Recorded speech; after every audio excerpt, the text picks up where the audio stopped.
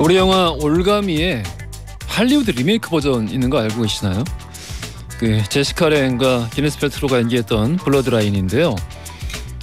굉장히 그 영화 보면서 재밌었던 점이 우리 영화 올가미에서는 그 부부가 시어머니와 사는 풍경이 뭐 예전엔 대부분 또 많이 그렇게 했으니까 뭐 좀 자연스럽게 별 설명 없이 연결이 되는데 이 미국 영화 블러드라인에서는 왜 부부가 시어머니와 함께 살아야 하는지 그 미국 관객들이 이해를 할 수 없기 때문에 이거를 설명하는데 굉장히 많은 시간을 초반에 들인다는 것이었습니다.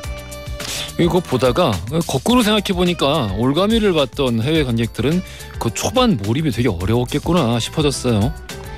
이처럼 내가 살아온 환경과 경험에 따라 서로 이해하지 못할 것도 많고 그래서 또한 막연하게 우리가 똑같을 것이라 지나치지 않고 조금 더 친절하게 설명을 해야 할 순간들이 많습니다.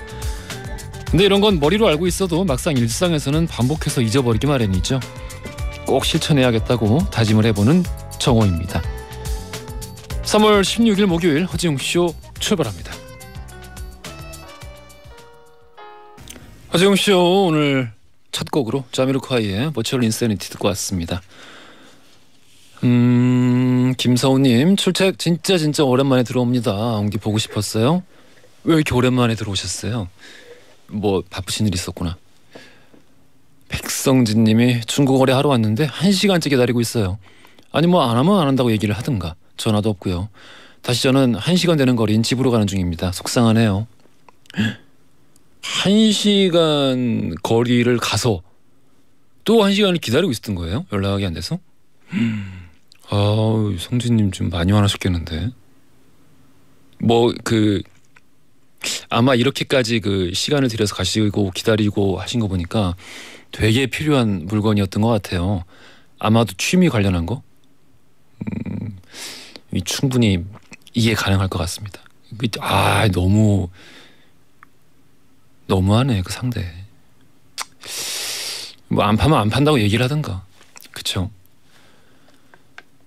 이상호님이 창수님에게 저주파 마사지기 좀 얘기하시는데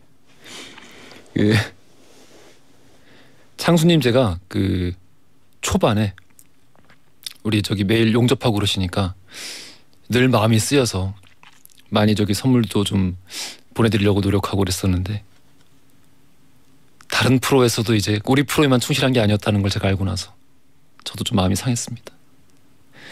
요즘 매일 그 저주파 마사지기 말씀을 해주고 계시는데 제가 한번 재고 확인해보고 한번 볼게요. 창수님 아무튼 건강하세요. 김지희님, 전미애님, 정수진님, 신현정님, 조민지님, 문성희님, 송재님, 소희정님, 송영평님, 김희경님 이외에 많은 분들 오늘 시작부터 함께 해주고 계시네요. 늘 감사드리고요. 짧은 건 50원, 긴 건 100원이 드는 문자 샵 1035나 브레인고릴라 또는 허지웅쇼 홈페이지에 여러분들 다양한 사연과 신청곡 남겨주세요. 추첨 통해 푸짐한 선물 보내드립니다. 스위스로 콘서트 공지도 오늘 내일까지 드리면 되려나요? 그쵸? 노들섬 라이브하우스에서 열리는 콘서트 등대의 초대권이에요. 관람 원하시는 분들 말머리에 공연이라고 적어서 문자를 보내주시거나 아니면 허지웅쇼 홈페이지 이벤트 게시판에 신청을 해주십시오. 당첨자는 다음 주 월요일에 발표해 드릴 거고요. 스위스로 콘서트 가서 또 재미나게 즐기시길 바라겠습니다.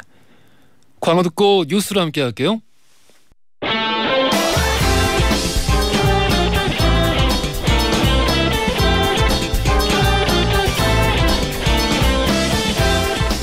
트렌디한 뉴스를 따라갑니다. 손예의 에, 허지웅의 지, 에지, 중지 뉴스. 콘텐츠 크리에이터 손예희 씨 나오셨어요. 안녕하세요. 안녕하세요. 자, 추워요. 추워요. 왜 춥지? 저 트렌치 코트 입고 나왔다가 추워 이러면서 왔어요. 며칠 전에 20도까지 올라가지 않았나요? 네. 왜 네. 추워? 꽃샘추위가 왔습니다. 뭐 언제까지 추워요? 오늘은 일단 춥고요. 근데 음. 일단 여기다가 우리가 보통 추우면 황사가 좀 거치잖아요. 근데 황사가 좀 잔류돼 있어가지고 공기도 나쁩니다. 그러니까 추운데 공기도 나쁘다. 뭔가 억울해요. 그러니까. 아침 최저 기온은 영하 5도에서 9도 정도였고요. 예. 낮 최고 기온은 7도에서 18도까지 올라가는 지역도 있습니다. 아침 저녁의 기온은 굉장히 쌀쌀한데요. 또 낮에는 기온이 오르기 때문에 일교차 크니까 요럴 때 또 감기를 조심해야 됩니다. 네. 그리고 또 제주도에는 비 소식도 있다고 합니다. 그래요. 다들 요럴 때 감기 조심하셔야 되고. 맞아요. 저 그리고 주말에 북토크를 했었는데 예. 웅냥이가 왔어요. 그래. 성함이? 근데 성함은 말씀하지 말아달라 하셨고 남자분이었거든요. 그래서 애지중지 뉴스가 최애 코너라면서. 그래? 네, 웅디한테도 너무 잘 보고 있다고 잘 듣고 있다고 꼭 전해달라 하셨습니다. 그랬군요. 네. 뭐 하시는 분이지? 감동이었어요. 그래? 직업 이런 건 밝히지 않으셨지만 근데 진짜 너무 최애 프로그램은 일단 허지웅 씨였고 그리고 그 중에서도 애지중지 뉴스 제일 좋아한다 이렇게. 그래서 감동받아가지고. 앞에만 듣고 그만 듣는다는 말씀이신가? 네? 아니 설마요. 아까 일부러 갑자기 가슴이 아픈데. 이렇게 업무 때문에 시간이 안 맞으신데도 챙겨 들으신다고. 저녁 때도 너무 잘 들었는데 옮기고 나서 못 듣고 있는데 일부러 찾아 듣는다. 감동이었습니다. 야, 이분을 찾습니다. 게시판에 글 좀 남겨주세요. 자, 우리 그럼 첫 번째 뉴스부터 들어가 볼게요.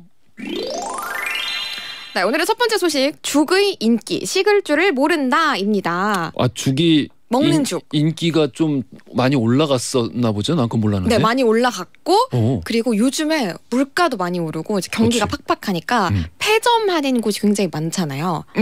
예. 근데 죽 전문점들은 폐점률이 거의 0%에 0%요? 네, 0%대에 계속 유지가 되고 있다고 하더라고요. 그래서 그 이유를 한번 찾아봤어요. 제가 이제 얼마 전에 수술 받고 꽤 오랫동안 죽을 먹었는데 네. 비싸. 그 비싸죠. 비싸긴 하죠. 예전에도 이렇게 비쌌나 싶을 만큼. 바로 그거였어요. 정말 정확하게 그 생각을 했어요. 아니 원래 이 가격이었나?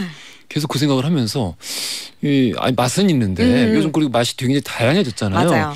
그 좋긴 한데 그 죽 자체가 원래 인기라서 그랬나? 네, 인기가 많이 올라갔고 근데 지금 재료도 많이 쓰고 요즘 사실 안 오른 거 없으니까요. 하긴 뭐 그렇긴 하죠. 네, 그러니까 죽을 전문으로 하는 B 브랜드의 지난해 말의 가맹점 수는요 830개 정도 됩니다. 1년 사이에 180개 매장이 새로 생긴 거라고 해요. 요즘 또 인기가 많다 보니까 더 많이 생긴 거고요. 예. 그러니까 2020년도 그리고 2021년도 공정거래위원회가 내놓은 자료를 보면은 외식 가맹업 쪽의 폐점률이 12%대거든요. 그런데 이렇게 물론 거의 다 비슷비슷합니다만 이 B 브랜드의 2021년도 죽 전문점 폐점률은 0.2%였어요. 엄청 차이가 많이 나죠. 없는 거네. 맞아요. 그러니까 유지가 엄청 잘 된다고 하더라고요. 예. 우리가 보통은 죽 하면은 막 따뜻하고 뭔가 몸이 이렇게 으슬으슬할 때 먹기 딱 좋은 음식이다 보니까 겨울철에 상대적으로 많이 팔리는 음식이었거든요. 아무래도 그렇죠. 네, 그래서 여름에는 좀 생각이 안 나는 음식이었었는데 최근에는 종류가 굉장히 많아졌습니다. 뭐 가령 예전에는 소고기죽, 참치죽, 전복죽 이 정도가 다였으면 요즘은 참치뿐만 아니라 치즈 들어간 죽. 짬뽕죽도 있고. 네. 뭐 낙지죽도 있고. 여러 개 있어요. 엄청 많아요. 낙지 전복죽도 있고. 맛있겠다. 많아. 그래서 이제는 죽이 아플 때만 먹는 음식이 아니라 이게 또 먹으니까 속이 편하잖아요. 그래서 속이 편하니까 종종 생각나는 음식으로 인식이 바뀌어서 이렇게 인기가 많아진 거라고 합니다. 아무래도 소화가 편하니까. 맞아요. 근데 그 젊은 세대도 죽을 많이 먹는다고 하네요. 맞아요. 제가 예전에 할메니얼이라는 트렌드에 대해서 전해드린 적이 있었습니다. 그 약과 같은 거. 맞아요. 양갱. 할머니 플러스 밀레니얼이잖아요. 예. 그러니까 여기 안에 죽도 포함인 거예요. 죽은 뭔가 좀 나이 든 사람들이 먹는 거 아니냐 이렇게 좀 인식을 해왔던 젊은이들도 할메니얼 열풍과 함께 죽을 뭐 팥죽, 호박죽 이런 전통죽을 좀 많이 찾고 있다고 하고요. 예. 인기에 한몫했다고 합니다. 그렇구만요. 아니 정혜림님이 보말죽 먹고 싶다 그래서 보말죽을 안 팔거든요.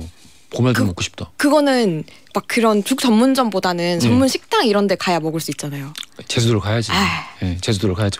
맛있겠다. 보말죽, 보말칼국수는 제주도로 맛있겠다. 가야지. 또 얼마나 맛있는데. 엄청 진하게 이제 꾸덕하게 해가지고.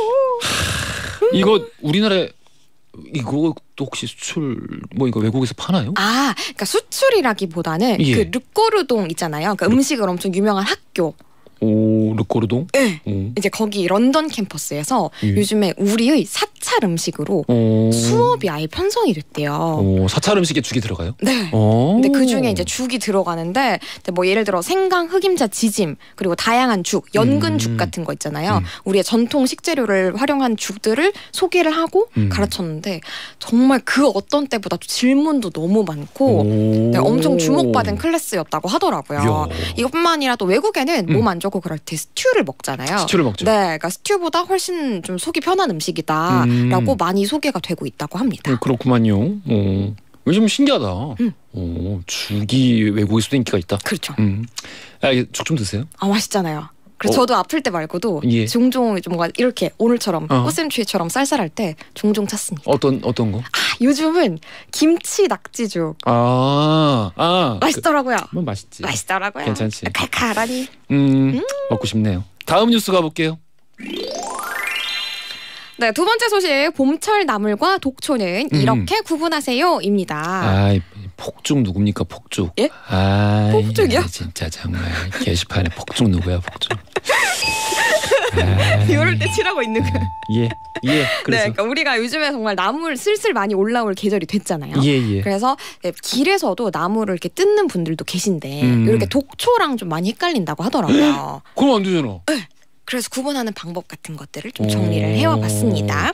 우선은 봄 나물 얘기를 좀 먼저 해보면요. 예. 된장이랑 잘 어울리는 냉이가 좀 대표적인 봄 나물이잖아요. 예. 우리가 국 끓일 때 향긋한 향이 올라오도록 넣습니다. 그래서 다양한 비타민 그리고 섬유질도 가득해서 춘곤증을 이겨내는 데 아주 큰 도움을 주는 나물이라고 하고요. 또 달래도 빼놓을 수가 없죠. 간장에 이렇게 총총총 썰어가지고 그렇지. 밥 비벼 먹으면 또 정말 맛있잖아요. 또 쑥도 있습니다. 네, 된장국에 넣거나 떡이나 차를 만드는 데 쓰이죠. 예. 동의보감에서는 쑥은 맛이 쓰고 매워서 성질이 따뜻해가지고 이 오장의 좋지 않은 기운을 빼준다. 이렇게 적혀있기도 하다라고 합니다. 좋지 않은 네. 기운. 근데 제가 주의할 점, 그러니까 독초랑 구분해야 된다라고 말씀드렸잖아요. 그렇죠. 네, 생김새가 비슷한 산나물 중에서 독초랑 아주 비슷한 것들이 있기 때문에 구분 한번 해볼게요. 네, 예를 들어서 우리 머위라는 산나물이 있습니다. 이 머위는요 연한 녹색이에요. 그런데 독초인 털머위는 짙은 녹색입니다. 같은 머위인데? 네. 같은 머위인데 하나는 독초예요? 맞아요. 그럼 이건 너무 위험한데? 독초는 털머위라고 털도 조금 더 북실북실하게 많고 색깔도 짙은 색이라고 합니다. 그래요? 네, 그래서 구분을 좀 잘 해야 되고요. 이게 정말 많이 헷갈린다고 하더라고요. 이거 좀 위험하다. 네, 그리고 또 동이나물은 곰치랑 생김새가 비슷해요. 예. 하지만 습지에서 자라고 잎은 두껍습니다. 그래서 동이나물은 식용으로 먹기는 좀 어렵고요. 또 반면에 여로는 길고 넓은 잎에 주름이 있습니다. 근데 이게 이 여로가 독성이 아주 강해가지고 약용으로만 쓰이기 때문에 그러니까 바르는 연고처럼 이렇게 으깨서 바르는 용도로만 쓰이기 때문에 예. 먹는 건 위험하다라고 하고요. 여로는 연구인데. 띠리리리리리. 여로 알아요? 여로 봤어? 알아요. 그래도 그 세대구나. 그래도 그 세대 뭐예요? 그렇습니다. 근데 이게 우리 지금 언뜻 얘기만 해도 다 너무너무 비슷한 것 같잖아요. 그러니까 인터넷에 이렇게 색깔 구분해 놓은 것들 많더라고요. 예. 그러니까 혹시 등산 좋아하시고 길에서 어머님들 이렇게 비닐봉지 가지고 다니면서 캐시는 분들 많으시거든요. 그럴 때 진짜 조심하셔야 됩니다. 요즘도 어머니들이 그렇게 좀 캐고 다니시나요? 네. 저 버스 기다리고 이럴 때 그러니까 요즘에 이제 그 길가에도 조금씩 나기는 하잖아요. 예. 그거 이렇게 캐면서 이렇게 주머니에 넣으시는 분들도 있더라고요. 옛날엔 진짜 많았는데 그 봄, 여름 이럴 때 아파트 앞으로 이렇게 정말 많은 분들이 나와서 이렇게 까만색 비닐봉지에 담아서 어디 말리기도 하시고 그런 경우도 많았었는데 아직도 그러는군요. 조심하셔야 됩니다. 그렇구만요. 그래서 우리 퀴즈가 어디서 나올까요? 퀴즈 뒤에서 나오고요. 뒤에? 지금 방금 우리 얘기했던 근데 곳에서. 너무 많이 얘기했는데? 그러면 좀 어려우니까 힌트를 드릴게요. 예? 이 나물의 종류 중에 하나입니다. 다 나물 얘기했잖아요. 에? 다 나물 얘기했잖아요. 봄나물. 근데 봄나물? 이거는 퀴즈의 보기 들으시는 순간 헷갈릴 수가 없어요. 오케이, 알겠습니다. 오늘의 퀴즈 들어갈게요.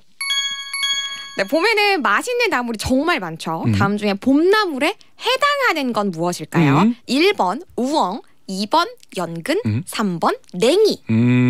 쉽죠? 그런가? 선정답은 어려웠을 수 있는데. 쉽구만. 네.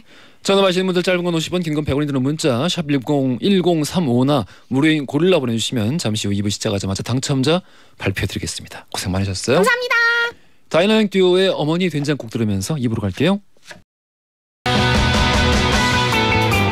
웅디라고 좀 불러다오 웅디라고 좀 불러다오 웅디라고 좀 불러다오 웅디라고 불러다오 웅 세상을 향한 유쾌한 궁금증 허지웅 쇼. 허지웅 씨 입으로 돌아왔습니다. 퀴즈 정답 3번 냉이였죠. 우선 선정답자 오세윤, 이성훈님 두 분께 와플 보내드릴 거고요. 일반 정답자 신영수님 그리고 2554, 1040 쓰시는 분 이렇게 세 분께 커피 쿠폰 선물로 보내드릴게요. 맛있게 드세요. 2부 마지막에 돌발 퀴즈 한 번 더 준비되어 있습니다. 기대해 주시고 오늘 히스토리 월드 역사 속 메시지를 던진 여성 예술인 이라는 주제로 함께 해볼게요. 광고 듣고 썬킴 교수, 박강일 작가 바로 만나보겠습니다.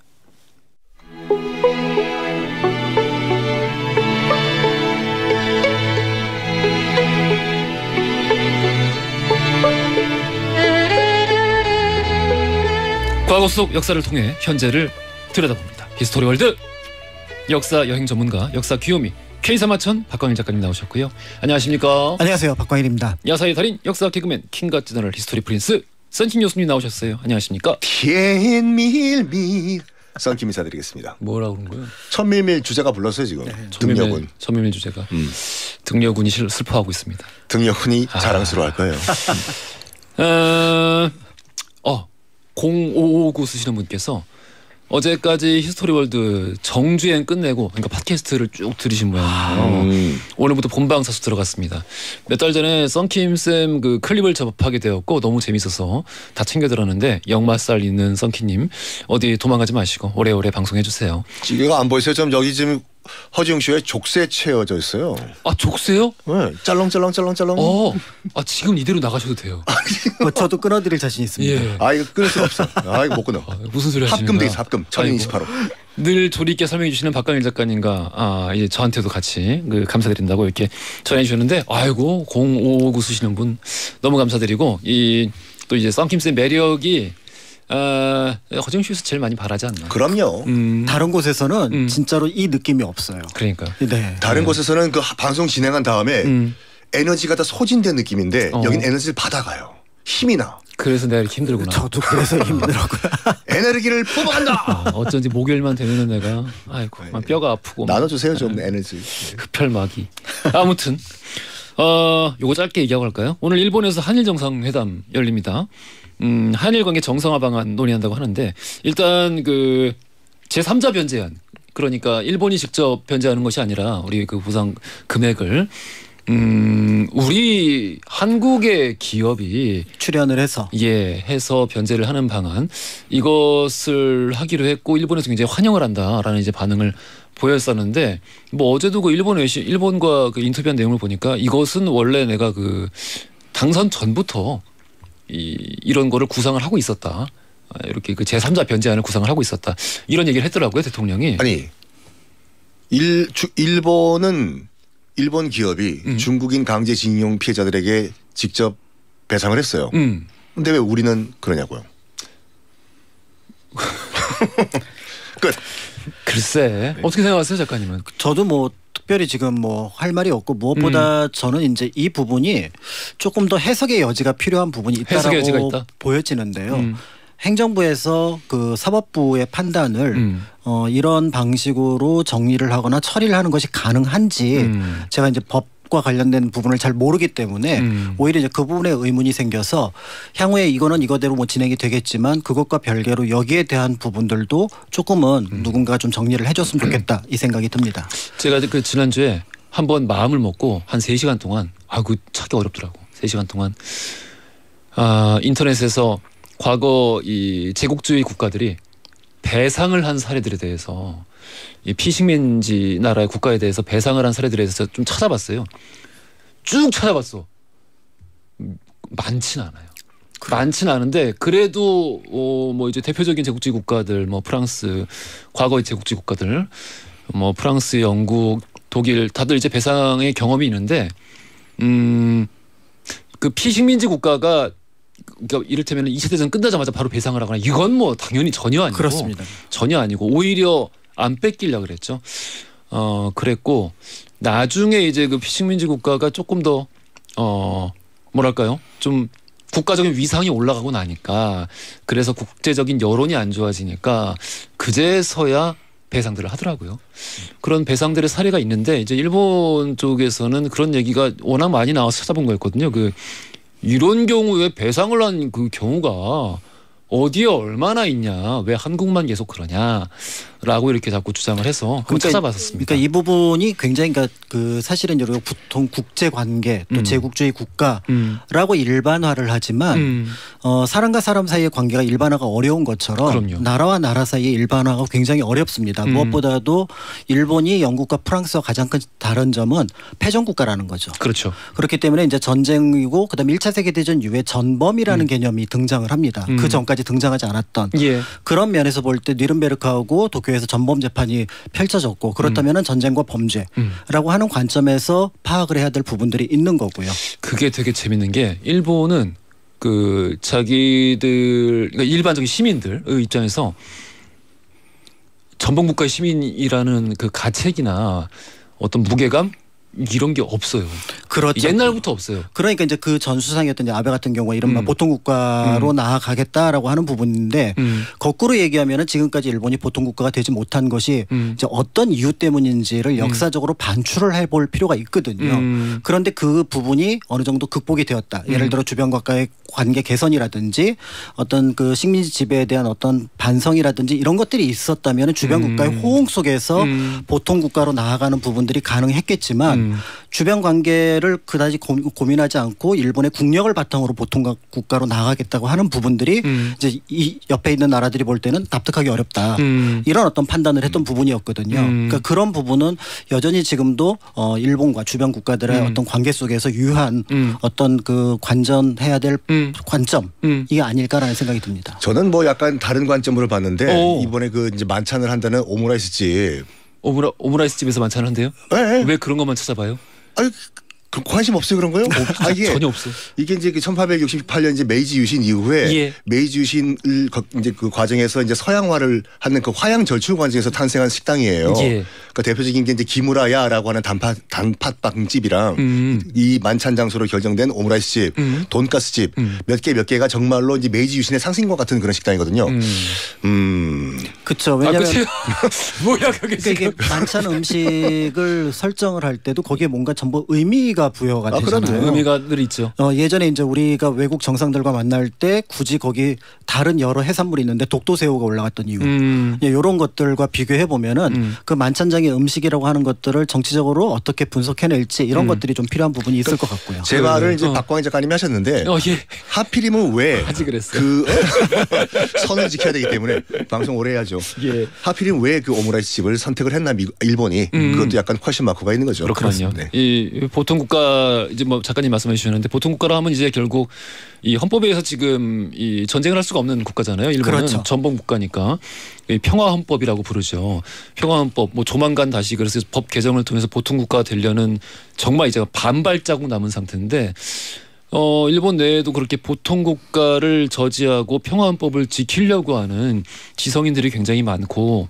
근데 그런 분들이 보통 이제 그 작가나 혹은 영화인들이 많은데 이분들이 만든 작품을 보면은 또 의외로 그 안에서 그려지고 있는 모습들이 전쟁을 굉장히 추악하게 그리면서도 동시에 이 어떤 그 피해자로서의 일본인들을 부각을 시키거든요. 근데 그 내밀한 그 감정들을 이렇게 들여다 보니까 이 전범 국가의 시민으로서 책임감을 느끼지 못하는 이유가 그때는 뭐 지금도 마찬가지지만 왕이 결정한 것이다. 왕이 결정한 건데 일반 시민들이 무슨 잘못이 있느냐라고 이제 생각을 하는 것이죠. 그렇죠. 그러니까 지금 얘기하셨던 부분들이 사실 이제 그 시기에 지성인들, 지식인들 또 때에 따라서는 어떤 그 우파 지식인들 속에서 나타나는데 공통적으로 그런 관념이 표출된다고 하더라도 그 지향점은 적어도 한국은 아니라는 겁니다. 그렇지. 그게 미국이 될지 아니면 서양의 다른 나라가 될 수는 있을지 모르지만 적어도 한국에 대해서는 그런 표현, 어떤 그 관계를 거기 설정할 수는 없다라는 거죠. 애초에 메이지 유신 이후의 역사를 안 배워. 그렇죠. 그런 면에서 한국은 오히려 그런 부분에서 과거 역사가 굉장히 힘들었지만 역설적으로 저는 그런 얘기를 하거든요. 저희는 이제 침략의 역사라고 하는 부분들이 거의 없었기 때문에 모든 나라들과의 관계 속에서 떳떳하게 정의를 주장할 수가 있다라는 거죠. 아니 이걸 정말 우리 박광희 작가님이 힘을 써주셔야 되는 게 뭐냐면은 뭔지 일단 들어보자. 뭔 얘기 들어보세요. 뭐길래 본인이 힘을 안 쓰고 박광희 작가님이 힘을 써야 된다. 하셔야 돼요. 저는 아니야. 왜 뭔데? 이게 그러니까 우리가 이제 적을 알아야지 이제 우리가 어떻게 대처할 수 있는지 알잖아요. 근데 우리 같은 경우에는 적어도 가장 중요한 일본이 어떻게 메이지 유신을 성공시키고 이게 제국주의로 발전했나 그 과정이 될 수 있는 260년간의 일본의 에도막부 시대에 대해서는 전혀 모르고 관심이 없어요. 그러니까 일단 그걸 공부한 다음에 왜 우리가 국권을 빼앗기게 됐는지 근본적인 원인을 알아야 되는데 이거에 관심을 안 갖고 계시는데 관심 좀 갖게 해주세요. 근데 우리는 일본을 적이라고 생각 안 하는데? 내가 언제 그랬어요? 방금 그랬잖아. 적을 알아요. 난 적이라 그랬어. 네? 적이 적이. 여기 일본을 적으로 여기는 분이 이웃 나라를 왜 적으로 여겨? 아니 난 적이라고 했다니까. 우리 이제 그 잘못된 역사에 대해서 공정하게 다루고 지나가자라는 것이지. 그렇죠. 우리 적으로 설정하면 안 되죠. 우리 난 적은 북한 정도. 어쨌든 간에 일단은 라이벌이든 뭐든 간에 알아야지 우리가 대처를 할 수 있지 않습니까? 그렇죠. 그리고 이제 그 역사를 배우는 이유 중에 하나가 그러니까 우리가 살면서 한 번밖에 살지 못하기 때문에 다양한 사람들의 삶을 통해서 이제 그걸 바탕으로 자신의 어떤 뭔가 미래의 어떤 방향을 설정을 하잖아요. 이게 국가도 마찬가지거든요. 그럼요. 이 국가도 현재 지금 이 시기는 한 번밖에 없고 이 조건이라고 하는 것들이 굉장히 복잡다단하기 때문에 과거의 비슷한 사례나 또 정반대의 사례들을 찾아볼 필요가 있는데 이제 그런 면에서 이제 역사가 필요한 부분들이었기 때문에 지금 말씀하셨던 부분들도 그렇게 메이지 시대 이전에 에도 시대에 대해서도 관심을 가질 필요가 있지 않을까. 그렇습니다. 이런 부분이 필요합니다. 우리가 이제 일본은 왜 그렇게 그 학창 시절에 국가과정, 교육과정에서 왜 메이지 유신 이후에 근현대사를 배우지 않느냐라는 지적을 쉽게 하는데 그만큼 그러니까 왜 역사를 모르고 왜 역사를 배울 생각을 하지 않느냐라는 걸 지적을 하는 거잖아요. 그만큼 우리도 우리 역사를 좀 더 열심히 알아야 되고 공부를 해야겠다라는 생각도 맞습니다. 동시에 한번 해보게 됩니다. 네. 자, 그러면 이 얘기 이렇게 정도로 넘어가 보고 뭐 오늘 저녁쯤이면은 이 한일 정상회담 이야기 좀 정리돼서 나올 것 같아요. 44분. 오케이. 자, 오늘 주제가 역사 속 메시지를 던진 여성 예술인인데 요 관련해서 두 분 이제 어떤 이야기 준비해 오셨나요? 저는 이제 마릴린 먼로 얘기를 좀 하려고 하는데 마릴린 먼로가 우리가 알고 있는 그 백발이 금발. 백발이었구나. 백발이었어요. 나중에 이제 금발이 약간 금발은 블란드는 스투피드라고 우리가 알고 있잖아요.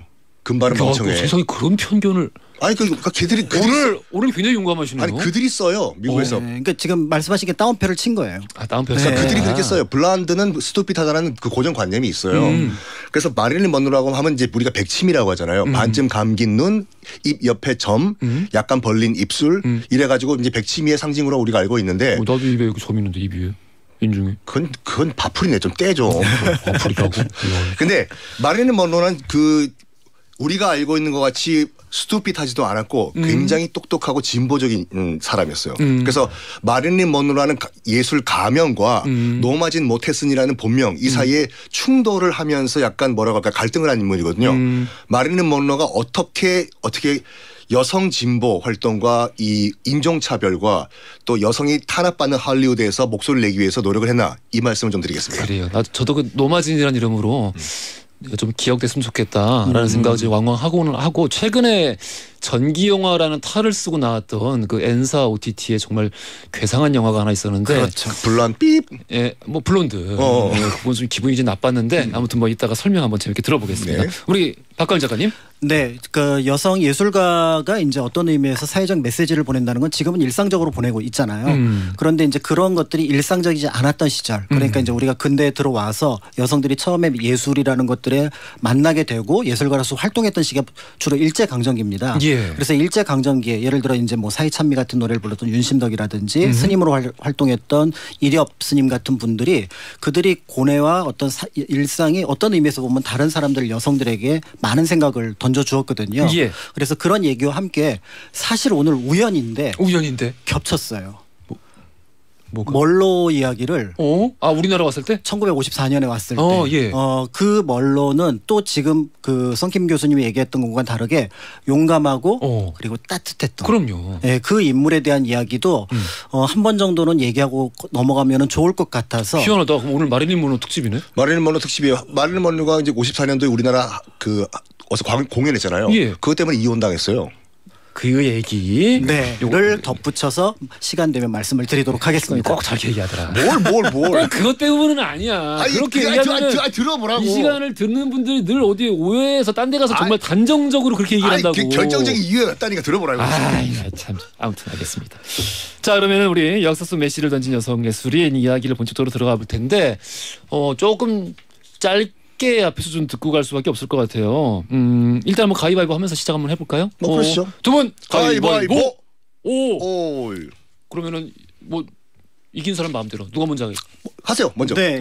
박갈 작가님 먼저 한번 시작하겠습니다. 그 일제 강점기의 그 신여성에 대한 얘기를 간단하게 먼저 하고 들어가도록 하겠습니다. 예. 보통 이제 이 시기에 새롭게 지식인으로서 이제 등장했던 여성들을 이제 신여성이라고 얘기를 하는데 어떤 의미에서 보면은 여성들에게 교육을 한다라는 거는 사회 활동을 하게 되고 여성으로서의 어떤 주체 의식을 갖게 하는 장점을 갖고 있지만 문제는 그런 지식을 갖고 있음에도 활동할 공간이 없는 여성들에게는 오히려 굉장한 고통으로 다가왔을 거를 짐작해 볼 수가 있는 거죠. 예. 그런 대표적인 인물이 바로 이제 윤심덕이 될 것 같다라는 생각이 듭니다. 예. 그러니까 평양에 보통 정도의 가문이었지만 그러니까 집안에서 교육에 굉장히 신경을 쓴 덕분에 본인을 포함해서 남동생 여동생이 전부 다 음악가의 길을 걸었던 인물이기도 합니다. 예. 무엇보다도 이제 잠시 그 교편을 잡긴 했지만 나는 음악을 할 사람이야라고 생각을 하고 이제 도쿄로 넘어가서 음악학교에서 이제 그 음악을 공부를 하게 되는데. 근데 그 시대에 그런 확신을 어떻게 가졌을까? 그런 자기 확신. 그렇죠. 나는 음악을 할 거야. 네.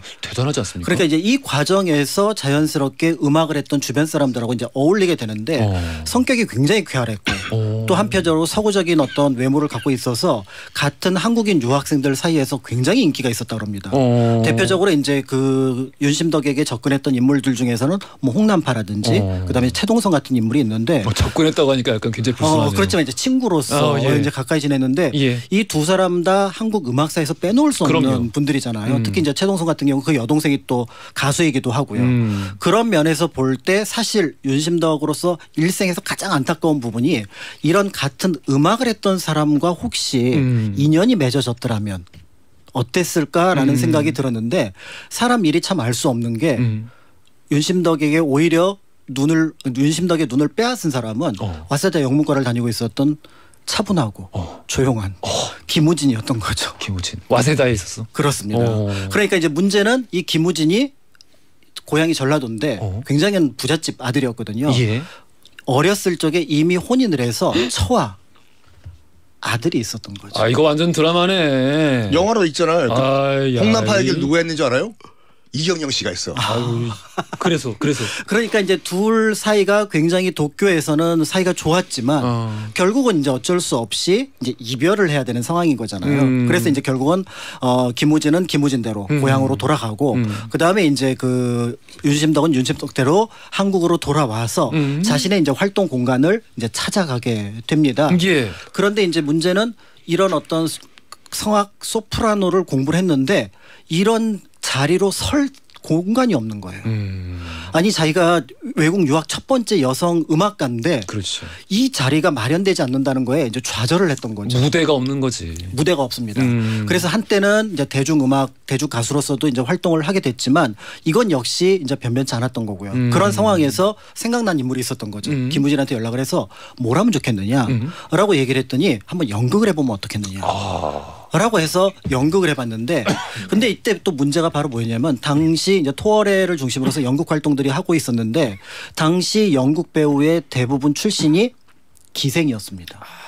그러니까 당시 연극 배우를 한다라는 거는 윤심덕이 어떤 의미에서 보면은 뭔가 그 자신의 영역을 유지하지 못하고 떨어졌다. 지위가 약해졌다. 이제 이런 모습으로 이제 표현이 됐던 거죠. 이 와중에 이제 경제적인 곤란을 겪으니까 거부였던 이 모라는 사람을 찾아가게 되는데 이게 이제 사람들 눈에는 어떻게 비쳤냐면은 첩이 됐구나. 이런. 그렇게 오해할 만하죠. 그 당시에 어떤 그 당대마다 그 시대의 편견들이 있는데 그렇죠. 그때는 또 그렇게 오해를 했었다. 그러니까 이제 결국은 이 상황에서 안 되겠다 싶어서 마침 이제 오사카 쪽에서 뭔가 그 저기 음반 취입에 대한 의뢰도 오고 해서 이제 오사카로 넘어가고 그 시기에 우연인지 모르지만 김우진도 도쿄 쪽으로 가서 다시 뭔가 공부를 이어가고 있었거든요. 이 상황에서 도쿄로 김우진이 왔다는 소식을 듣고 윤심덕이 연락을 합니다. 어허. 만나자. 당신이 오지 않으면 난 죽을 거다. 그러니까 부랴부랴 왔는데 그 사람들이 막 간 곳이 어디냐면 시모노세키로 갑니다. 그래서 시모노세키를 갔던 이유는 바로 뭐냐면 부산으로 오는 관부 연락선. 그러니까 우리가 부관 연락선이라고 부르는데 관은 하관을 시모노세키를 하관이라고 하고 예? 부산은 이제 그 부자가 되니까 그 부자하고 관자를 붙여서 부관. 아 그래서 부관이라 그래요. 부관 연락선이라고 하거나 부관 펠이라고 하거든요. 이제 이런 관계 속에서 이제 둘이 탔는데 그리고 1926년 이 둘이 배를 타고 오다가 실종됩니다. 그리고 그게 동아일보에 크게 실리게 되는데요. 이때 이제 중년의 남자와 그다음에 양장을 한 여성이 바다에 빠졌다. 나중에 이제 살펴본 바로는 아마 둘이 스스로 몸을 던진 것으로 보여지는데요. 이 직전에 뭔가 자신의 운명을 예감했었는지 유심덕이 노래 하나를 자기가 직접 부르고 작곡을 작사를 해서 그걸 부르고 옵니다. 그것이 그 유명한 사회 찬미. 야, 거기에 이제 자신의 삶을 담았던 거죠. 영화네. 윤심덕 하면은 저는 장미가 떠올라요. 그렇죠. 이게 당시 영화로만 생각하는구나. 이게 10만 장이 팔렸어요. 그러니까 1926년에. 알겠습니다. 자 그러면은 우리 여기서 요 관련한 돌발 퀴즈 드리겠습니다. 방금 뭐 얘기 나왔어요. 윤심덕이 불러서 화제가 된 곡. 외국 곡에 우리나라 노랫말을 붙여 만든 번안가요인데요. 드라마 제목으로도 사용됐던 이 곡의 제목은 과연 뭘까요? 보기 드립니다. 1번 사회 찬미, 2번 생애 찬미, 3번 맛의 찬미. 방금 근데 우리가 정답 얘기해버려서 힌트는 필요 없을 것 같고 정답 아시는 분들 짧은 건 50원 긴 건 100원이 드는 문자 샵 1035나 무료인 고릴라 여기에 보내주시면 추첨 통해 선물 보내드리겠습니다. 노래도 들어야겠죠. 한영의 사회 찬미 들으면서 3부로 갈게요. 허지용 쇼.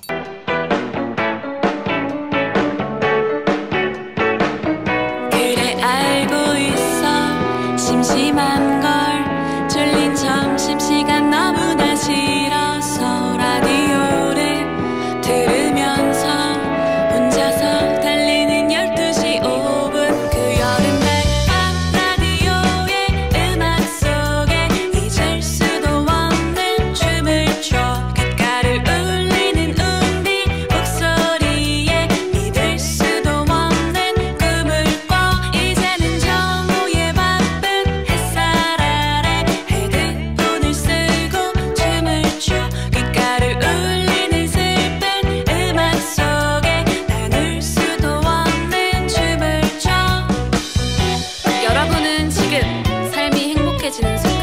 허지웅 쇼를 듣고 계십니다. SBS Love FM.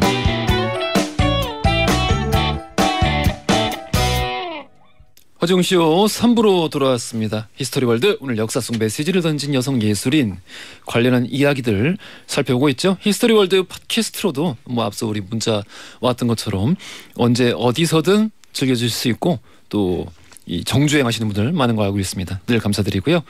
자, 우리 앞에서 윤심덕 씨, 윤심덕님 말씀 이게 쭉 들었는데 과연 정말 그 돌아가셨을까요? 돌아가셨대요. 뭐 당시 신문에 그렇게 나왔어요. 신문에 나온 거 다 진짜야.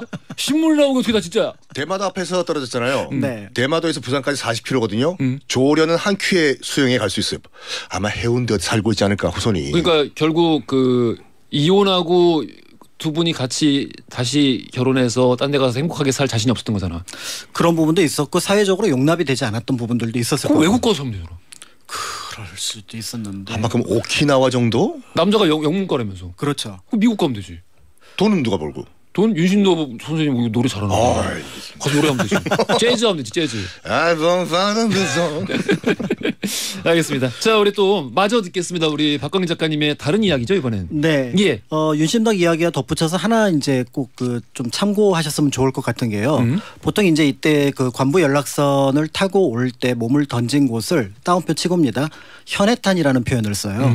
근데 이 현해탄은 일본에서 쓰는 표현입니다. 그렇죠. 그렇기 때문에 이제 그걸 자료로서 읽을 때는 상관없지만 여러분들이 다시 표시할 때는 꼭 우리나라 이름인 대한해협을 쓰시면 좋습니다. 예전에는 현해탄이라는 말 많이 썼던 것 같아요. 뭐 현해탄은 알고 있다. 뭐 이런 제목들 때문에. 근데 요즘에는 거의 뭐 사라진 것 같아요. 그렇죠. 예. 그런 의미에서 이제 그 시기 일제 강점기에 대한해협을 넘어간다라고 하는 건 운명의 어떤 변화를 염두에 두는 거였고 그것이 굉장히 큰 의미를 두는 것이었다 이렇게 볼 수가 있고요. 더불어서 이제 관부 연락선이라는 이름을 붙여놓은 이유는 일반적인 여객선과 다르게 일본 철도하고 한국 철도를 연결하는 셔틀 어떤 유람선 어떤 그 여객선의 의미가 있습니다. 그래서 연락선이라는 이름을 붙여놓은 거예요. 예. 그렇기 때문에 이제 그게 이제 조금은 부간 페리 같은 형식으로 바뀌긴 해서 지금은 하나의 어떤 도시와 도시를 연결하는 거지만 당대에는 한국과 일본을 연결하는 굉장히 중요한 하나의 끈으로서 활용하려고 만들어 놓은 거라고 보시면 될 것 같습니다. 그래요. 자, 이렇게 이제 그 윤심덕과 같은 조금은 좀 비극적인 삶을 마감한 인물도 있지만 예. 자신의 삶을 적극적으로 개척해 나간 분도 계십니다. 적극적으로. 앞에 잠깐 말씀드렸던 이제 이렵스님 원래는 이제 이름이 김원주였었는데요. 근데 역시 이제 일본에 가서 문학 활동을 했었는데 같이 이제 당시 변절하기 전에 이광수가 보고 굉장히 그 문학적인 재능에 반했던 거예요. 변절 전에 이광수. 그렇습니다. 요거 재밌다. 네. 이광수를 얘기할 때는 이제 변절 전인지 후인지를 그렇죠. 같이 써놔야 되는구나. 그래, 변절 전 이광수. 그러면서 너무 글이 좋다. 내가 요즘에 최근에 굉장히 감동받은 사람의 글과 비슷하다. 그렇다면 요거를 한번 호로 써보는 게 어떻겠느냐라고 던져준 게 일엽이에요. 일엽. 그러니까 그 일엽이라는 말이 너무 좋아서 그 김원주라는 분이 이제 그 아예 필명을 김일엽으로 쓰게 되고 나중에 이제 우리에게 알려지기는 김일엽으로 알려져 있는데 사실은 그 일엽이 그 당시 일본의 대표적인 여류 문학가의 이름이기도 합니다. 그래서 한자로 쓰면은 통구일엽. 이라고 예, 일엽이라고 해서 그 뒤에 일엽을 딴 건데 예. 이제 원래 이름은 이제 그 히구치 노구치 있지요. 별로 안 중요해. 그 일본인네. 내가 알만한 일본 작가님이다 알고 있어. 히구치 있지요인데 네. 이 사람을 사실은 여러분들이 많이 알고 계실 거예요. 왜? 일본 가는 분들이. 왜? 5,000엔짜리 그림에 들어가 있습니다. 아 진짜? 네. 카드만 써서 몰라요. 그러니까 그 이유가 뭐냐면 일본에서도 여성을 그러니까 화폐의 어떤 그 모델로 삼아야겠다라고 하는데 26살에 요절했던 25살에 요절했던 이 여성이 굉장히 어떻게 보면은 당대 여성의 시선으로 시와 산문을 썼다라는 점에서 여성 문학에서 굉장히 중요한 평가를 받거든요. 그렇구나. 그래서 그 일엽을 따다가 썼고 사실은 이것도 가명이긴 합니다. 일엽 편주라고 해서 내가 세상을 나아가는데 정말 힘들게 나아가고 있구나. 이런 의미에서 일엽으로 썼던 거였거든요. 그렇게 해서 이제 문학적인 재능을 받아서 어떻게 보면 이제 한국에 들어왔는데 보니까 한국 여성들이 좀 더 적극적으로 살아야겠다라고 생각을 해서 당시 나혜석이라든지 김한란이라든지 이런 사람들하고 꽤 잡지를 만들게 됩니다. 아 서로 소통이 있었어요? 그렇죠. 네, 그러니까 교류도 하고 소통도 하고 그러면서 우리는 새롭게 이 시대를 표현하는 여성이 되어야 된다 그래서 신여자. 그래서 이제부터는 이 신여자의 관점은 바로 뭐냐면 남자하고 평등해야 된다. 그러니까 재능도 같다면 권리도 같아야 되고 능력도 같아야 되는데 이게 바로 뭐냐면은 노동과 참정권에 대한 문제였어요. 그러니까 노동을 했으면은 동일하게 경제적인 보상을 받고 우리도 뭔가 참정권으로서 정치적인 권리를 가져야 된다.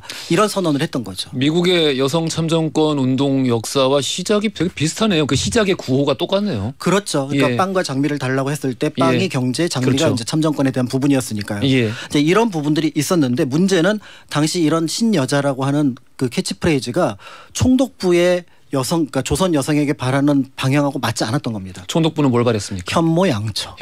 예. 그러니까 제대로 된 노동력을 가정에서 보내줘야 그러니까 식민지의 어떤 운영이 잘 된다라고 판단을 했기 때문에 현모양처가 굉장히 중요했던 거였고요. 그래서 결국은 4호 만에 이 잡지는 폐간이 됩니다.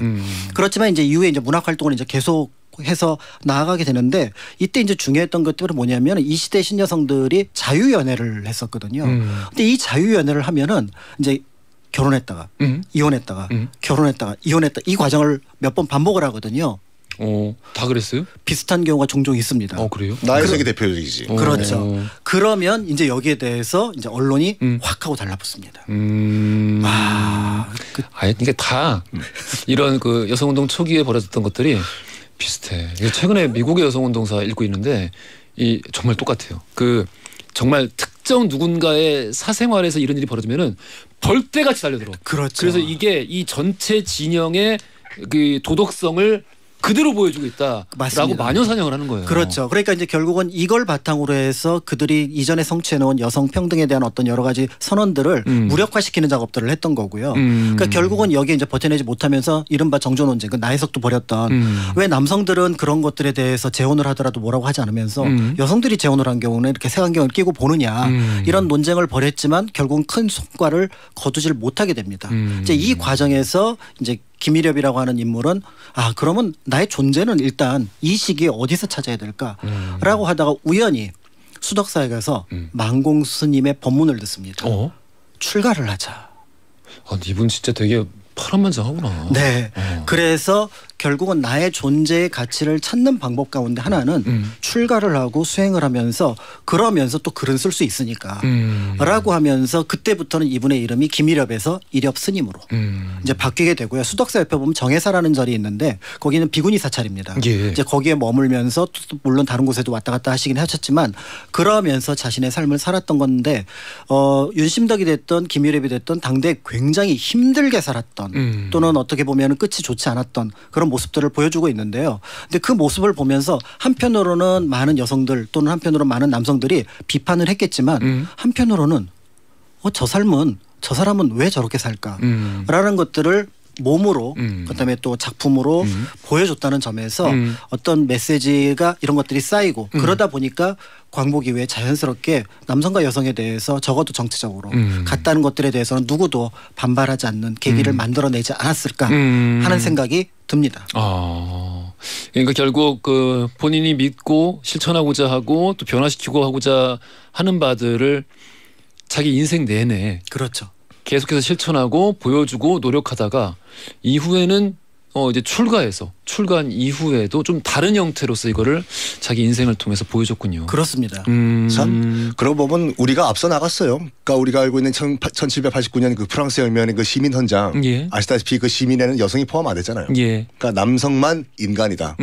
그리고 1920년대 이전까지만 하더라도 영국에는 여성들이 참정권이 없었어요. 그렇죠. 아니 뭐 이제 그 미국 이제 건국의 아버지들이 헌법을 만들 때도 거기 이제 명시된 그 시민의 자유라는 것은 이 어느 정도의 경제력을 가지고 있는 백인 남성이었어요. 맞아요. 이게 이제 다 쟁투를 통해서 권리를 얻어내는 것인데 그렇습니다.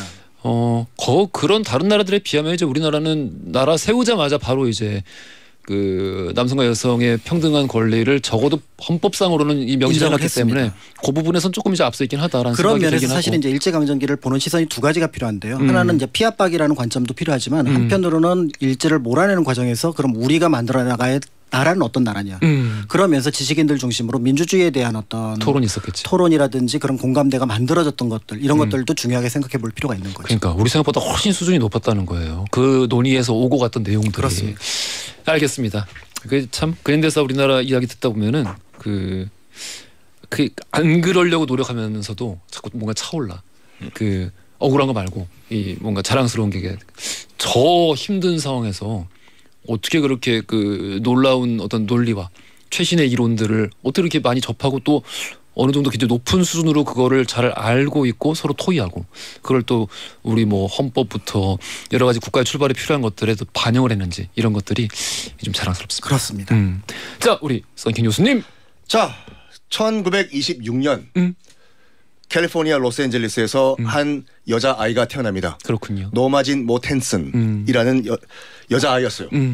일단은 정상적인 가정이 아니었어요. 어머니는 군수공장에서 일하는 노동자였는데 약간 정신이 많이 아프신 분이었어요. 근데 아버지는 누군지 몰라요. 그래가지고 이제 어머니는 바로 이제 정신요양시설에 이제 보내져 버리고 고아가 됩니다. 노마진이요. 그래가지고 이제 성인 될 때까지 총 고아원 5번, 위탁가정 5번 일 거쳐요. 전전을 한 거죠. 그런 과정에서 나이 8살 때 처음으로 그러니까 수많은 이 성적 착취가 있었어요. 그 노마진 모텐슨이 8살 때 처음으로 성적인 이제 그 폭행을 당해요. 그 위탁 가정의 그 남자로부터.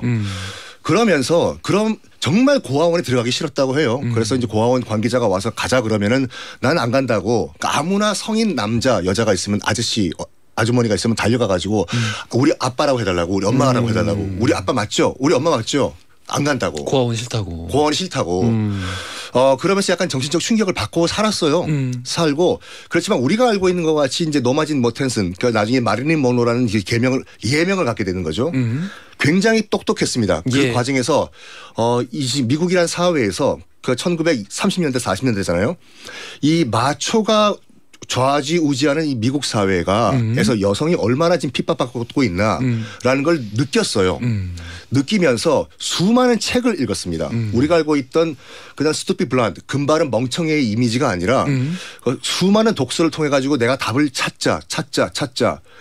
그러니까 우리가 알고 있는 마릴린 먼로의 이미지를 깨는 게 나중에 이제 그 자기가 너무 멍청한 금발 연기만 하다 보니까 그러니까 할리우드 스튜디오에서 시켰어요. 그러니까 돈이 되니까. 그럼에도 불구하고 차곡차곡 나는 언젠가는 나만의 메소드 연기를 하겠다라고 하면서 뉴욕에 있는 액터 스튜디오에 자기가 들어가 가지고 이제 공부를 합니다.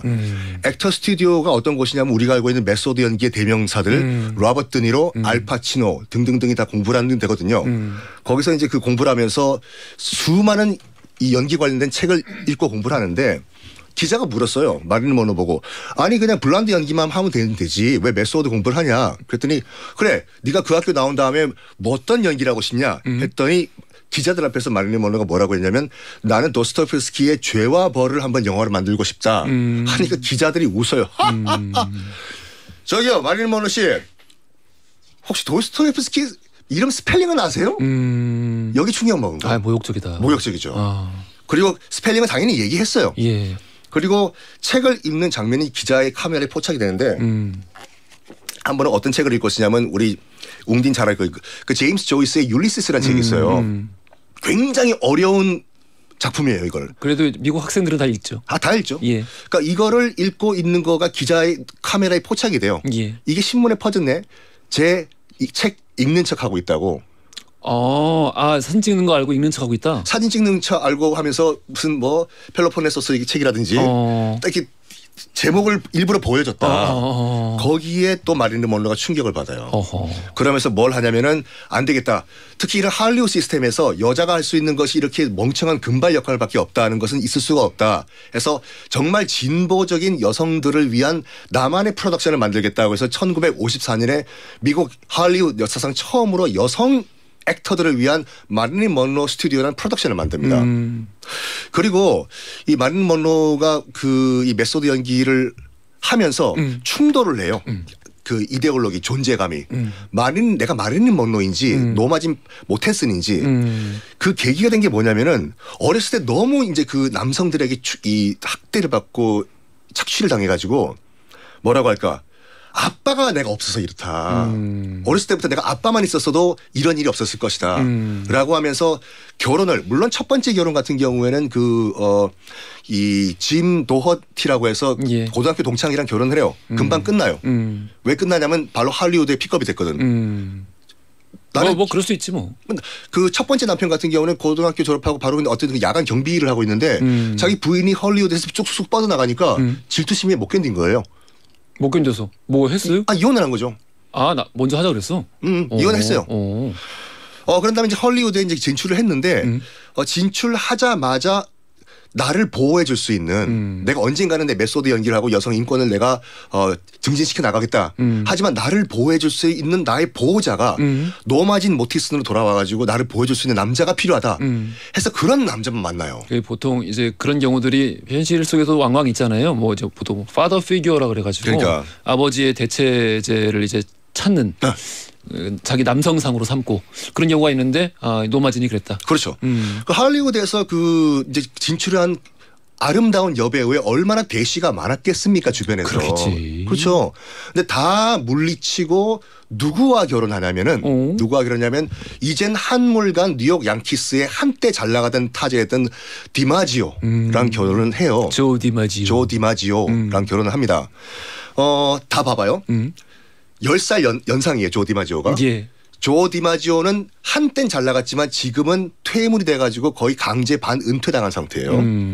근데 자기 부인은 이제 막 치고 올라오는 예쁜 할리우드의 유망주예요. 예. 질투를 느낀 거예요. 못났다. 너 못났죠 진짜. 너 누구 만나고 왔어?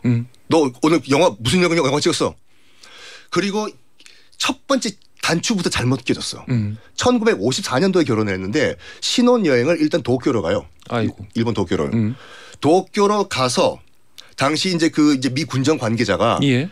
할리우드의 유명 여배우가 왔다는 소식을 듣고 마릴린 먼로 부부를 찾아갑니다. 가가지고 얘기를 해요. 바다 건너면 코리아라는 나라가 있는데 거기에 수많은 지금 미군 장병들이 주둔하고 있다. 가서 위문 공연 한번 해주는 게 어떻겠냐 했더니 조 디마지오가 뭔 소리 하냐고 지금 우리 지금 신혼여행 와 있다고. 뭔지노. 네? 뭔지노. 뭔지 뭐? 뭔지노 뭔지. 아 뭔지. SBS가 청소가 안 해. 그래서. 그래가지고 그때 죄송합니다. 네. 미 군장 관계자가 정말 열받는 소리를 했어요. 제가 이 질문은 조 디마지오한테 물어본 게 아니라 사모님한테 물어본 거라고. 여기서 마릴린 먼로는 가겠다. 난 수송기 타고 그러면 코리아에 잠깐 가겠다. 그래서 공연을 하고 와요. 이때 이제 남편이 열등감 폭발했죠. 너 가서 뭐 했냐. 그때부터 허니문 때부터 폭행이 시작됩니다. 이쪽은 야구 선수잖아요. 야구 배트로. 그리고 결정적으로 이제 이혼을 했던 케이스가 이유가 뭐냐면 7년 만에 외출이라고 그 마릴린 먼로의 유명한 가장 유명한 작품이죠. 스커트 씬. 흰색 스커트 지하철 바람에 휙 날리는 거. 이 뉴욕 한복판을 찍었는데 이걸 본다고 뉴욕 시민들이 다 모인 거예요. 조 디마지오는 그걸 옆에서 보고 있고 너 왜 묻 남성들한테 속옷 보이냐. 영화 찍고 있잖아. 내 말이. 아니 나 진짜 정말 아유. 그래가지고 뉴욕 호텔에서 이건 있었던 일이에요. 야구 선수가 강타자예요. 홈런 왕이에요. 야구 배트로 폭행을 한 거예요. 근데 문제는 뭐냐면 폭행한 다음에 조 디마지오는 항상 무릎 꿇고 울어요. 사랑해서 때렸다고. 그러니까 정신병이지 뭐. 이거 안 돼 이거. 근데 문제는 뭐냐면 마릴린 먼로가 그걸 또 받아준 거야. 받아주면 안 돼. 그게 이제 습관화돼가지고 도저히 못 견뎌서 이혼을 해요. 폭행 때문에.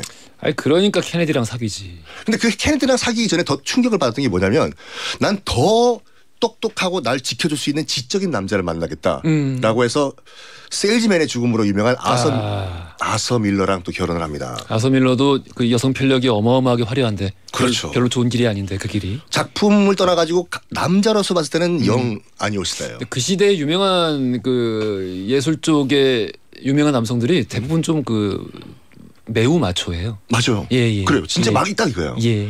그래서 마릴린 먼로 같은 경우에는 아서 밀러에 이제 정착을 하려고 난 정말 그 사람의 아이를 낳고 가정을 꾸미려고 했어요. 나 할리우드 이제 은퇴하겠다. 마릴린 먼로란 탈을 벗고 난 노마진 모태슨으로 살겠다. 라고 해서 정말로 이제 아이를 뵀어요. 정말 행복한 나날이었는데 남편인 아서 밀러가 써놨던 메모장을 하나 본 거예요. 비교해봤더니 전처가 더 좋더라. 이걸 보고 충격을 받고 유산을 해버립니다. 아서 밀러는 평생 그렇게 살았어. 평생 그렇게 살았어. 이렇게 충격에 빠진 마릴린 먼로가 난 남자들 다 싫다. 그러면 난 지금부터는 마릴린 먼로란 털을 벗고 진짜 진보적인 여성으로서 나가겠다라고 해서 스스로 메소드 연기를 할 수 있는 첫 작품을 준비를 해요. 예. 그대로 갔었으면 마릴린 먼로는 정말 진보적인 여성의 아이콘으로 떴을 거야. 근데 이런 시기에 존 F 케네디와 로버트 케네디가 접근을 합니다. 위로를 해준답시고 마릴린 먼로와 말도 안 되는 애정 행각을 벌이게 되죠. 그리고 이 두 형제와의 애정 행각이 끝난 다음에 직후 1962년 8월 5일 의문사를 당하고 맙니다. 그래요. 그 뒷부분 쪽은 이제 약간 그 음모론 쪽 이야기도 약간 섞여 있긴 한데 어찌됐든 케네디 대통령 전 대통령과 사귀었던 건 이제 팩트니까. 팩트예요? 네, 그건 팩트니까. 뭐 근데 이제 약간 음험하게 얘기했어. 뭔가 그 형제에게 이상한 짓을 당한 것처럼. 아무튼 어떻게 왜 또 그렇게 해석을 합니까? 연애를 한 거야. 연애를 했는데 아무튼 그 이후에 이제 불행한 그 삶을 바치게 되죠. 그러니까 정말로 그때 스스로 목숨을 극단적인 선택을 할 이유가 없었어요. 왜냐하면 죽기 직전인 8월 4일까지도 자신의 첫 메소드 영화를 위한 회의를 하고 제작 준비를 하고 있던 상태였거든요. 근데 바로 그 다음 날 변사체로 발견됩니다. 안타까워요 진짜. 그러니까 우리가 알고 있는 금발의 백치미의 여인이 아니라 정말로 여성 인권 위해 가지고 싸웠던 노마진 모태슨으로 우리가 기억을 해야 돼요. 그러니까 저는 그게 오히려 더 좀 독이었던 것 같은데 나는 지금 이런 이미지로 보여지고 있는데 사실은 그런 이미지가 아니야라고 너무 이 강박적으로 노력을 했던 게 아닌가. 왜냐하면 메소드 연기라는 것이 더 나은 연기의 방법인 것도 아니고 우열이 있는 게 아니거든요. 정말 그냥 카메라 딱 그 돌아가는 거 끝나자마자 바로 일상으로 돌아가시는 분들 많고 그런 분들이 정신 건강은 또 훨씬 그 깨끗하시고. 그러니까 너무나 나는 두 개의 다른 인격체가 있다는 거에 강박관념이 있었어요. 그러니까 너무 거기에 혼자 이거 과몰입을 좀 하셨던 게 아닌가. 그래서 본인 인생도 많이 좀 불행했고 나쁜 사람들한테 좀 많이 끌리게 되고 많이 안타깝다. 태어났을 때부터 참 불행한 삶이 시작된 거예요. 그래요. 마릴린 monroe에 대한 이야기까지 한번 이렇게 쭉 들어봤는데 이 그녀를 다루는 이야기들이 조금 더 좀 공정한 시선에서 이야기를 좀 만들어줬으면 좋겠다라는 생각이 들어요. 네. 최근에 나왔던 작품도 그 모양이라서. 그러니까 그 한 가지만 덧붙이면은 1954년에 10번의 공연 그 2월달 추운 때 10만 명의 미군을 대상으로 공연을 했었거든요. 그때 많은 미군 사이에 퍼진 말이 멀로는 페니실린 이후에 최고의 치료제였다. 그러니까 10만 명에게는 치유의 시간을 또 주었던 인물이라는 점에서 그 여배우가 갖고 있었던 힘이라고 하는 것들은 어마어마했었구나라는 것들을 또 여기서 확인을 할 수 있습니다. 그 소식을 듣고 조디마지오는 또 질투에 빠지죠. 정말 징글징글해. 아무튼 알겠습니다. 이렇게 해서 우리 역사 속 메시지를 던진 여성 예술인에 관련된 이야기 쭉 한번 알아봤어요. 돌발 퀴즈 정답자 1679 쓰시는 분, 5141 쓰시는 분, 그리고 강민재님 세 분께 비타민 음료 선물로 보내드리겠습니다. 지금까지 박광일 작가, 썬팅 뉴스였습니다. 감사합니다. 감사합니다. 네, 감사합니다. 광고 듣고 왔습니다. 마릴린 monroe 음악 듣고 갈까요? I wanna be loved by you 들으면서 4부로 갈게요. 허지용 쇼.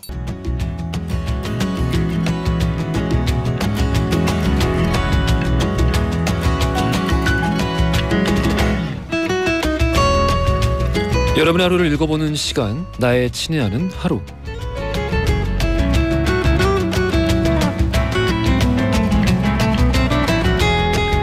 지금 이 시간 여러분들 어떤 풍경 안에 서 계시나요? 나누어 주세요. 추첨 통해서 선물 보내드리죠. 듣고 싶은 음악도 신청해 주시면 실시간으로 바로바로 틀어드릴게요. 안성찬님, 요즘 계속 야간 작업으로 퇴근이 늦었는데 어제는 퇴근해서 집에 가니까 8살 아들이 오늘도 저를 위해 밖에서 일하시느라 수고하신 아빠 감사합니다. 라며 안아주더라고요. 언제 이렇게 컸나 싶네요. 오늘도 아들의 응원을 받아서 힘내고 일하고 있습니다. 웅디 형님 힘나는 말들 오늘도 감사합니다 하셨어요. 8살인데? 오. 근데 약간 오늘도 저를 위해 밖에서 일하시느라 수고하신 아버지 감사합니다. 엄마가 시켰을까? 그래도 만약에 그런 거면은 엄마도 그렇고 아들도 그렇고 참 예쁘고 고맙네요. 얼마나 이게 힘이 되겠어요. 요 기억으로 또 얼마나 또 더 열심히 사시겠어요. 건강하려고 노력하고. 안성찬님 복 받으셨네요. 단백질 보충제 선물로 보내드리겠습니다. 천미자님 4시간 동안 관광버스를 타고 광양 매화축제에 도착을 했습니다. 강추합니다. 감탄이 절로 나와요. 다른 말이 필요가 없습니다. 오, 광양 매화축제. 보통 이러면은 이제 그 사진도 같이 보내주시던데 미자님 사진 하나 보내주세요. 얼마나 어마어마한지 좀 보고 싶어요. 9249 쓰시는 분, 웅디 딸이 톡으로 사진을 보내줬어요. 시내버스 안에서 찍었다고 하는데 그림 그려도 요렇게는 예쁘게 못 그릴 것 같아요. 하면서 참 그 푸르른 지금 하늘 모습을 찍어서 보내주셨습니다. 사진같이 보내주셨는데 잘 봤어요. 그러면서 푸른 하늘에 푸른 하늘 신청하셨거든요. 들어야지 그러면은. 푸른 하늘 듣고 오겠습니다. 마골피의 비행소녀 1948 쓰시는 분이 신청하셨어요. 이 곡까지 듣고 왔습니다. 사연 계속 볼까요? 뭐 카톡에 단톡방 만들었어요? 아이고 옥냥이 분들이 그랬구만. 훈훈한 이야기 오고 갔으면 좋겠네요. 6781 쓰시는 분, 요즘 왜 나만 행복하지 않을까 생각을 해봤습니다. 저는 저만 생각하며 살고 싶었는데 요즘은 저만 잘 사는 게 소용이 없다는 생각이 드네요. 남도 함께 잘 살아야 행복한 듯 합니다. 이런 생각을 하게 되는 순간들을 우리 살다 보면 만나게 되죠. 이렇게까지 연결되어 있구나. 이게 나는 남이랑 내가 연결되어 있다는 말을 들을 때마다 그게 마치 무슨 시소처럼 내가 내려가면 저기가 올라가고 저기가 내려가면 내가 올라가고 그런 건 줄 알았는데 그게 아니라 우리가 그냥 다 같은 줄에 매달려 있는 거였구나 라는 생각을 만날 때가 꽤 자주 있었어요. 저는 뭐 마지막으로 진짜 크게 느꼈던 게 지난 코로나 때였고, 우리 6781 쓰시는 분도 같은 생각 살다가 일상의 어떤 순간에 탁 만나신 것 같습니다. 맞는 말씀이세요. 콜라겐 선물로 보여드릴게요. 황희정님, 엄마가 오늘 면접을 보고 왔어요. 15년 넘게 경력 단절 주부로 계시다가 용기를 내신 건데요. 얼마 전 책에서 주부로 지낸 시간이 경력 단절이 아닌 경력 이동이란 말을 읽고 힘을 내서 도전을 하신 거래요. 엄마를 비롯한 우리의 모든 엄마들 파이팅입니다. 옥상 달빛에 수고했어 오늘도 듣고 싶네요. 이렇게 보내주셨어요. 어머니가 우리 황희정님 요 문자 함께 들으셨으면 참 좋겠네요. 꼭 좀 들려주세요. 희정님께서. 9860 쓰시는 분은 오랜만 친구랑 약속이 있어서 아침부터 분주하게 꾸미고 나왔는데 40분 남겨놓고 약속이 취소가 됐습니다. 이 당일 취소는 좀 너무한 거 아닌가요? 이 친구가 전에도 몇 번 그랬던 적이 있거든요. 매번 그럴 수 있지 넘어갔는데 참 속상합니다. 이럴 때 노래라도 즐거운 거 들으면 기분 좋아질 것 같아요. 이적의 하늘을 달리다 신청합니다 하셨거든요. 이런 분은 뭐 이제 9860 쓰시는 분이 이제 알아서 하시겠지요. 근데 계속 만나기엔 좀 그렇죠. 앞으로도 그럴 거니까. 이런 분들은 원래 그러세요. 옥상 달빛에 수고했어 오늘도, 이적의 하늘을 달리다, 이 두 곡 신청하신 곡 함께 듣고 오겠습니다.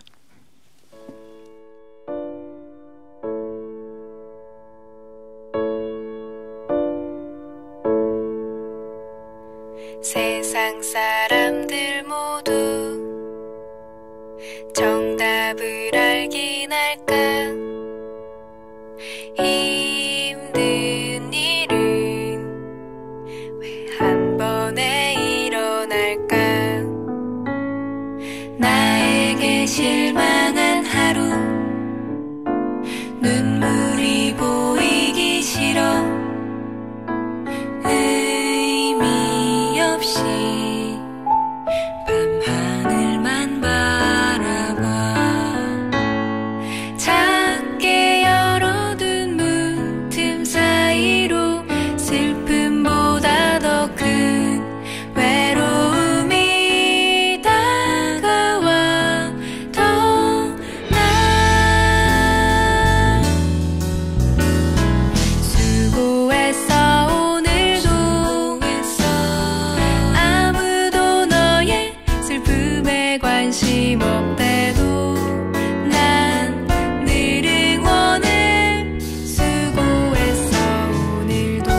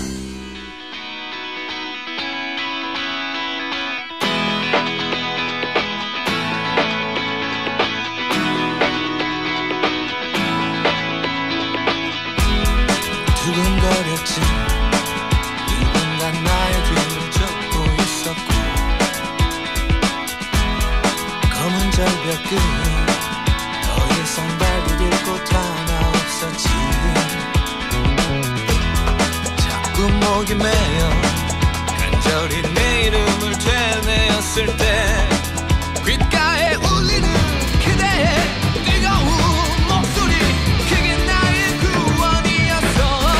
마른 하늘을 달려 나 그대에게 안길 수만 있으면 내 몸 부서진대도 좋아. 서로 너무 태양 가까이 날아 두 다리 모두 녹아내린다고 해도 내 맘 그대 마음속으로 영원토록 달려갈 거야.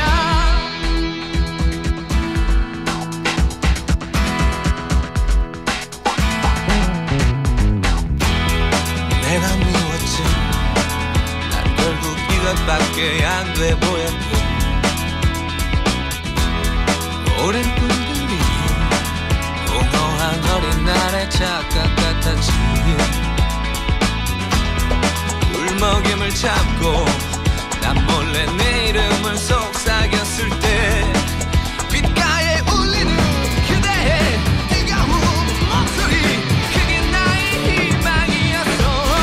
마른 하늘을 달려 나 그대에게 안길 수만 있으면 내 몸 부서진대도 좋아.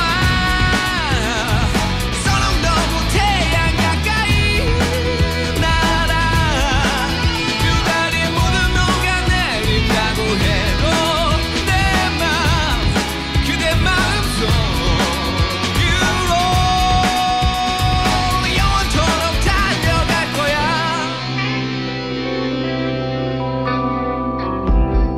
허약한 내 영혼의 힘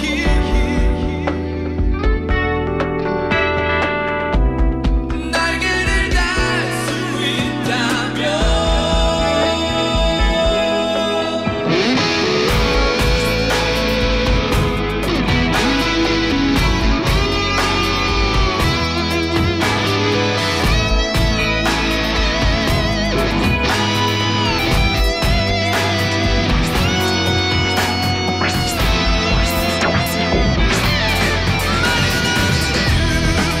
달려 나 그대에게 안길 수만 있으면 내 몸 부서진대도 좋아.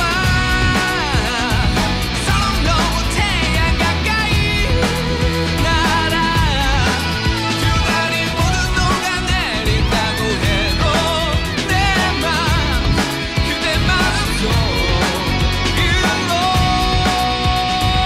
영원토록 달려갈 거야.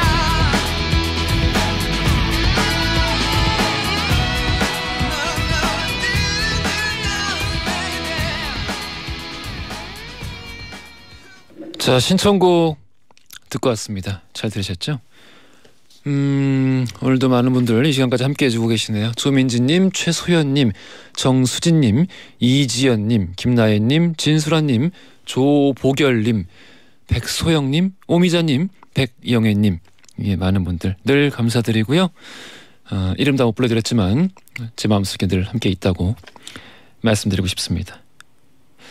광고 듣고 클로징 마저 할게요. 오늘 어지웅쇼 마칠 시간입니다. 내일은 김간지 씨와 함께 난스의 가능으로 함께 하지요. 유현일 님이 오늘 모든 코너가 즐거웠어요 라고 또 남겨주셨네요. 저는 늘 그렇습니다. 모든 코너가 다 즐겁고 여러분들 만나는 시간이 참 즐겁습니다. 오늘의 끝곡 신현몽님이 신청하셨어요. 터틀즈의 해피투게더 이 곡 띄워드릴게요. 저는 내일 날 12시 5분에 다시 돌아오겠습니다. 연출 최다은, 작가 강미정, 최은채, 영상 김아림, 저는 죄송합니다. 기술 최영균, 김진규, 저는 화중이었습니다.